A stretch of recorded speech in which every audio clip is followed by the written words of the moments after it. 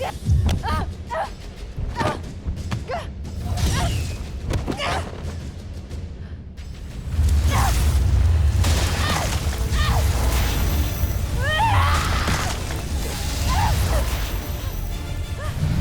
ka na, Bathaluman!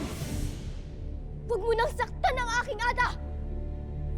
Kung bibigyan ko ng layang yung galit, ang buong Encantadia ang magdurusa sa kawalan ng hangganan ng paghihiganti.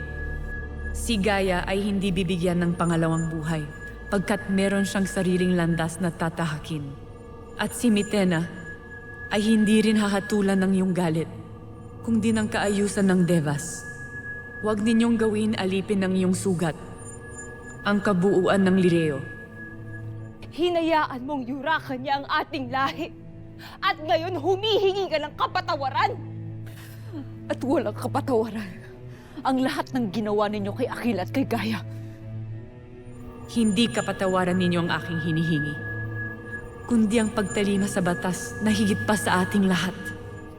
Kayong mga bathala, palagi kayong nagtatago sa salitang mataas. Ngunit kaming mga mandirigma, kaming mga hara, kami ang duguan sa lupaing ito! Nasaksihan mo kung paano tayo inalipin. Kinulong tayo sa loob ng kristal ng pagkatagal-tagal na panahon. Batid ko ang lahat ng yan. Ngunit ang dugo ay hindi mapapawi ng dugo. At ang katarungan ay hindi nangangahulugan ng puot.